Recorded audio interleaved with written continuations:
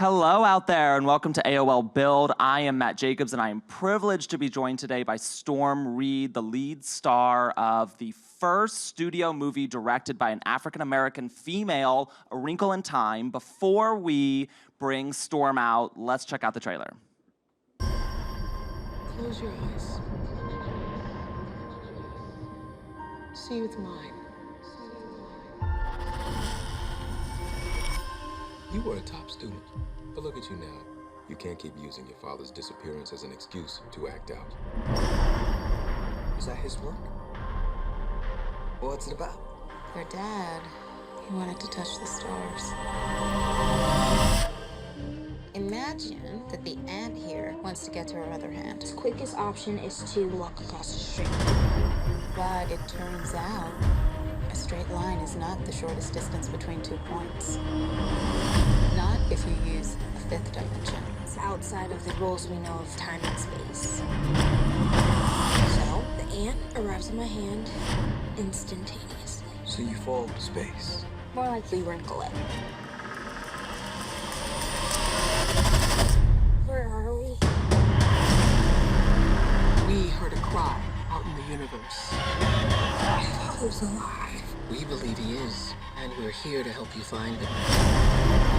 We are in search of warriors. Warriors who serve the good and the light in the universe. You're kidding. Do I look like I'm kidding? A little. I'm not. Your father's trapped by an evil energy, It's too strong for our light. and the only one who can stop it is you. Be a warrior.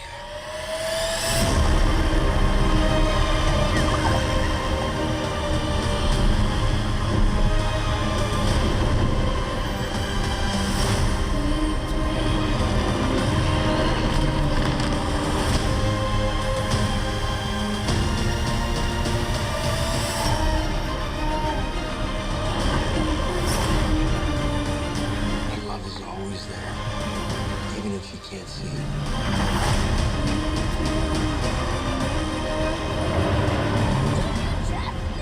I trust you!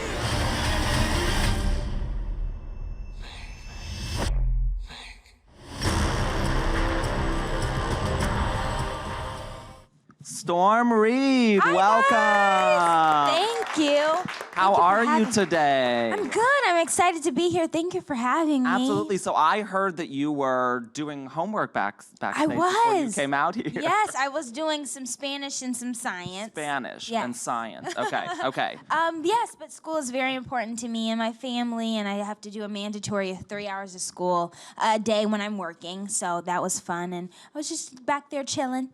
So when you're not working, you're from Atlanta. Yes, I am. So when you're not working, are you in school full time in a regular school setup, or do you have or is it after school Yes. on Well, sets? And I do an online homeschooling program, Connections Academy. So it's like a real school, but just online. And I have my principal and different teachers and stuff like that. And then when I'm traveling and working, I have like an on-set tutor that comes with me and travels with me, Miss Daphne, who is so amazing. So I have a good balance.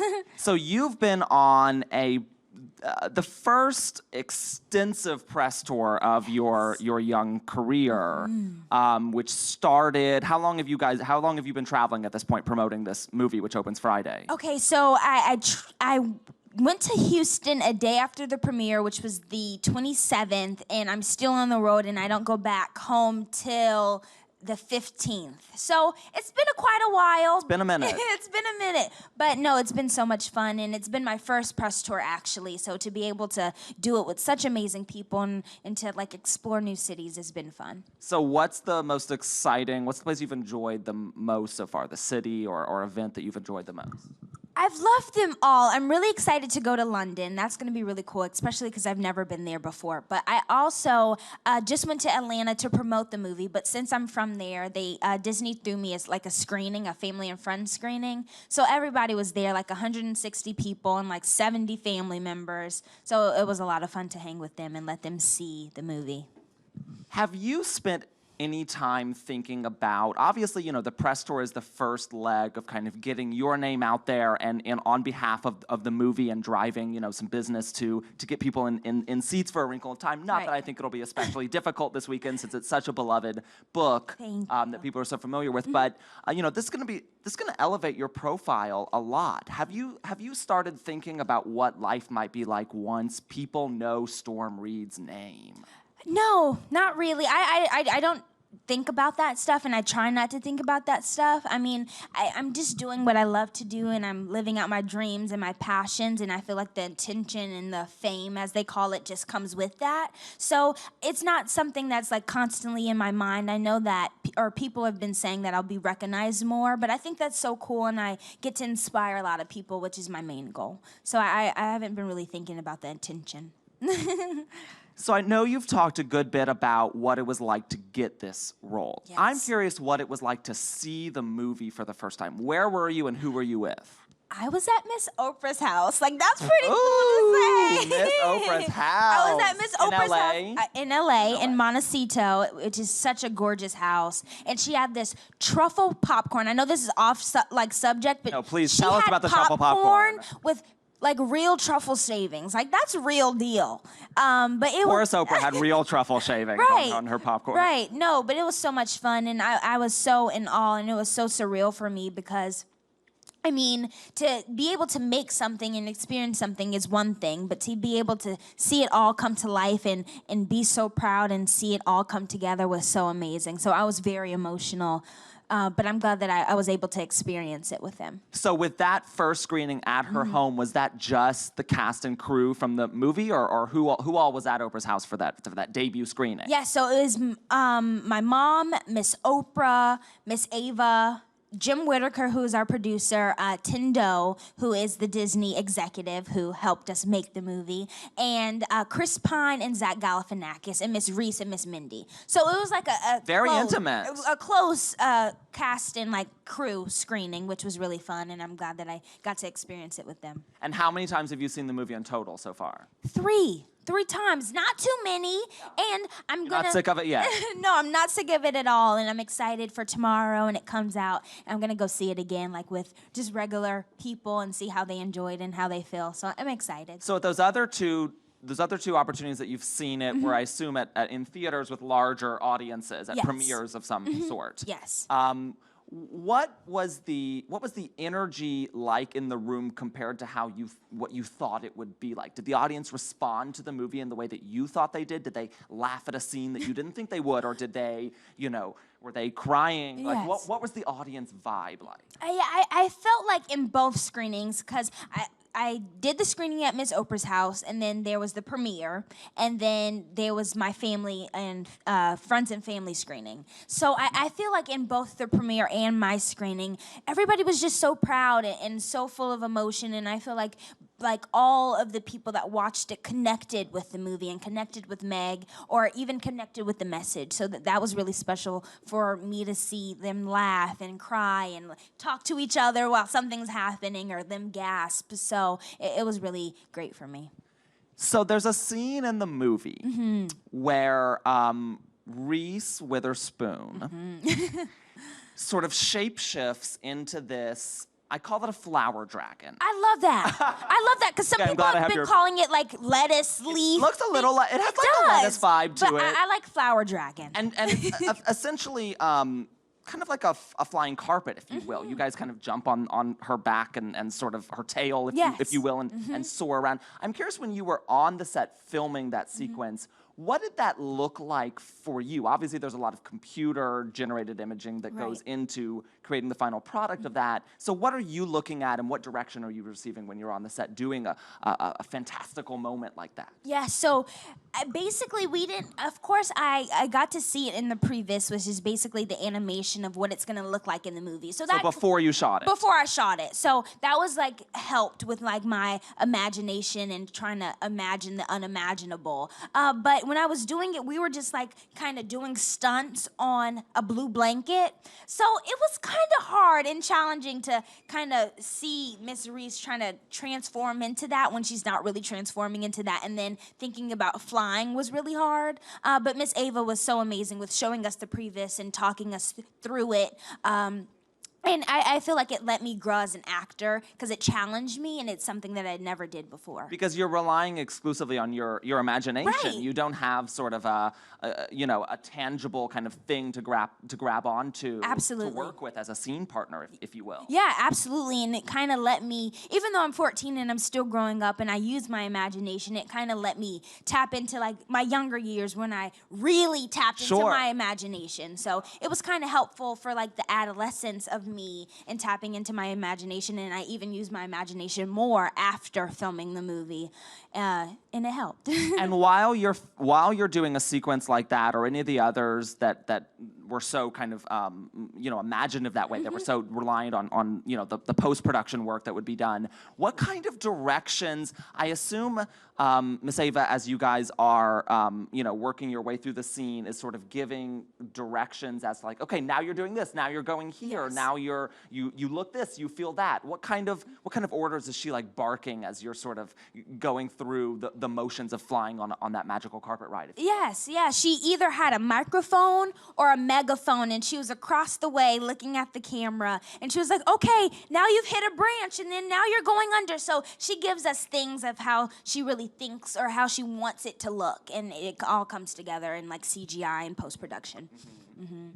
Is all that lingo, previs and post-production and CGI, is that all stuff that you've picked up on this experience, or were you tapped into it already? Yes, well, I knew what post-production was because it's like after the movie and like kind of getting the movie together, but I had no idea what CGI was, nor previs. So when I first got there and asked, because I love to ask questions, and I asked Miss Ava, and she gave me the definitions and kind of showed me and walked me through it. So I want to get a sense of what your taste in movies is. Tell me some movies that maybe have come out recently that you've particularly enjoyed. Recently? Well, I mean, it's so hard to go see movies. I mean, Black Panther, we all have seen it? Yes. Wonderful. Hands down, amazing. And, I haven't been really seeing movies, which is terrible. You've been busy making them. Yes, and busy with the press tour. But like one of my favorite childhood movies is Matilda. Oh. So I kind of connect with like fantasy and superpower movies, but I also love like dramas and comedies. And I hope as an actress or maybe as a producer, filmmaker one day that I'll be able to like delve into all types of filmmaking, if that makes sense. You could do a Matilda reboot. That would be so much fun. And I like, even if there wasn't a reboot, I just feel like it's such an amazing story, and it has a little girl at the center who basically saves the world in her own right and saves her own world and like kind of makes her life better with her talents and her beauty and her intelligentness. I hadn't thought about it until you said it just now, but I feel like there is a lot of connective tissue between Matilda and A Wrinkle in Time. Absolutely. Thematically and in the fantasy worlds that they sort of dip into. Yes. A Wrinkle in Time more so than Matilda, of course, but yeah, Yes. that's a. So what are you watching on TV? Grownish. And I'm not caught up because I've been here and missing it in hotel rooms, but I'm watching Grownish. And then I was here, I think, about 3 weeks ago, and me and my mom and I, were watching Stranger Things on the television, and we, like, shot through the first season, and then she finished the second season without me, so I still need to finish the second season. So I'm into those two shows right now. And I don't really watch a lot of TV either. Okay. Yeah. Have you, Yara Shahidi is She's the amazing. best. She's so amazing. Have you guys gotten to cross paths yet? Yes, I was actually at her 18th birthday party, which was really fun, and her family is so nice, and I love her. Who, other than outside of the Wrinkle in Time cast, Okay. who's the most exciting person you've met through this experience? Through this experience. I know it's hard to top Oprah. I know. I mean, but she's all the way up there. You started at the top. Yes. Oh, some other exciting people. I really want to meet Meryl Streep, and I really want to work with her. And then I was actually doing press, I think about 2 months ago, and it was just like I was fangirling. It wasn't even like a work encounter, but Cardi B was staying at my hotel, and I freaked out. And I was like, can I have a picture with you? So that was really fun. And then Jay-Z and Beyonce and Blue Ivy, I didn't meet them. Oh, okay. Don't brace yourself, I didn't meet them. Met Blue Ivy. No, they were at the premiere, and I hope I get to meet them soon. But Cardi B, I met her recently, and I was freaking out. How would you describe Cardi B? She's fabulous. Like, I just love her, and I'm so proud of her and all the success she has and how she went from one thing to another. So she's pretty great in my eyes. So after wrapping A Wrinkle in Time, and now that it's heating up, now that it's entering the world, Yes. are you finding that are roles coming to you that weren't previously? Sort of, are you seeing doors opening yet, or is that maybe the next phase after it hits theaters and the world has it on its hands? Yes, well, I feel like there's, of course, more opportunities coming to me. And I just feel like in this industry, even if I didn't have this movie, I feel like there's just people are creating more opportunities for women and for people of color in this industry, which is so great. And I feel like slowly but surely we are breaking barriers, and we have a lot of more things to break down and a lot of things to go through. But I feel like movies like this, A Wrinkle in Time and Black Panther, have a lot of representation and inclusion, which is letting the world know and the industry know that we can be seen, and we can be seen in a good light, and we can be given opportunities. Absolutely, all the way to Black Panther winning Best Picture next year. Let's do it. Let's do it. When you first took this role, did you and Ava DuVernay have conversations about the weight of carrying a movie on your shoulders that will have so much attention on it because it becomes this sort of moment for representation to kind of prove it itself? What kind of conversations did you and Ava or anybody affiliated with the movie have in the early stages before you maybe even signed on the dotted line or Right. whatever you had to do to make it official? Right. I don't think we looked at it as pressure or weight. I felt a little bit of pressure, though, because it was my first lead role in a movie. So it was kind of nerve-wracking for me, but they all made me feel so comfortable. And then as the movie, I don't really think we did look at it as pressure or weight, and I feel like we just looked at it as a responsibility and a great opportunity to represent a lot of people and include a lot of people within the movie and share an empowering message, which is just finding the light from within to save the world and fight the dark times that we're going through in our world and in the movie. Had you read the book before taking the part? I did, yes. So I read the book in 6th grade, and I got the role of Meg in 8th grade, so that was like probably about a 2-year gap. And I loved Meg when I was reading it, and I was so glad that I knew some backstory and some history when I auditioned. Is there another book from that you've read that you'd love to, that you've imagined yourself stepping into? Yes, well, I mean, I am a very visual person, and I didn't really see myself stepping into Meg when I was reading the book, and I didn't really see myself stepping into Meg until I got the script, because Meg was written as a Caucasian girl with freckles and wild hair. So that's what I just thought of her as, and I mean, I still loved her and I still related to her. And then there's another book that I really love called The Giver, and they made an amazing movie off of it, and I related to it so much, and I love it a lot. But I feel like if it's not specifically said, then I don't really connect to it or see myself in it. And I know people are different, and they kind of imagine themselves in anything, but I just didn't do that with Wrinkle in Time nor The Giver. Interesting. Meryl Streep movie. Yes.